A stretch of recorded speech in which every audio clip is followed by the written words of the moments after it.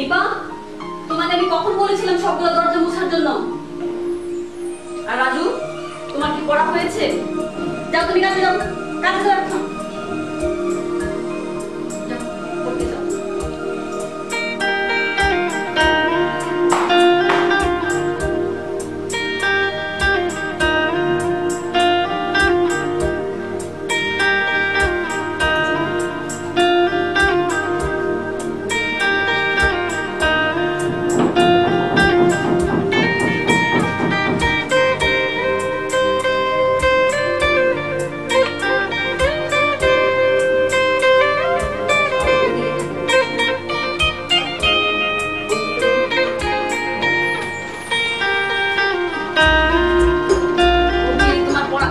নিপা, তুমি ওর দিকে তাকিয়ে থাকো কেন সারাক্ষণ?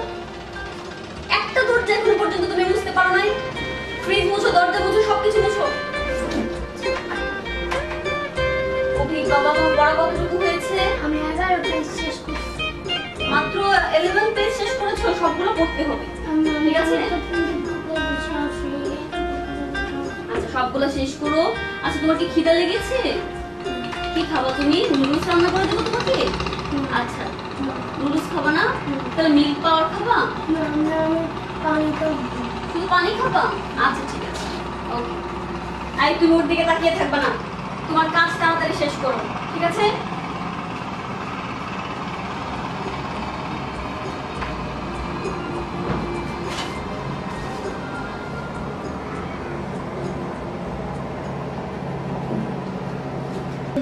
মন খারাপ। তোমার কি ভালো লাগে?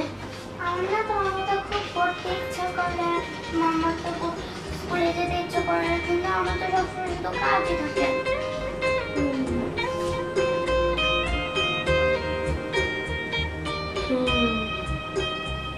এই নিপা, তুমি আবার এখানে? যাও, তুমি তোমার কাজে যাও। মেয়েটাকে নিয়ে আর পারছি না, সারাক্ষণ শুধু কাজ ফাঁকি দেওয়া। বাবা, পানিটা খাও।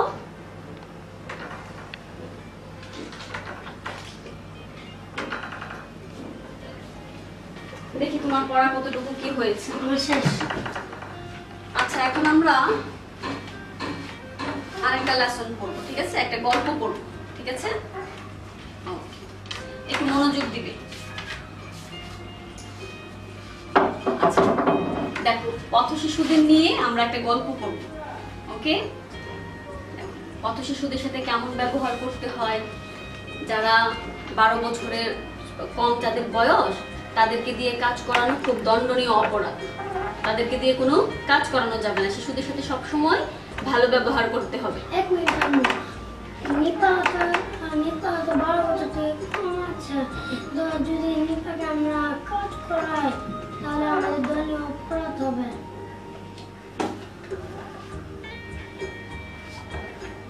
আর যদি নিপাকে আমরা স্কুলে ভর্তি করাই, সাথে আবার ডাক্তার সবাই দিবে।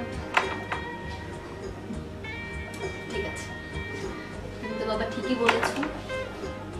নিপাও তো একটা শিশু। এই নিপা, এদিকে আয় একটু, এদিকে আয়। তুই পড়বি? স্কুলে যাবি? আচ্ছা, ঠিক আছে, তোকে স্কুলে ভর্তি করে দিবি। কাল থেকে তুইও অভিকের সাথে স্কুলে যা, ঠিক আছে?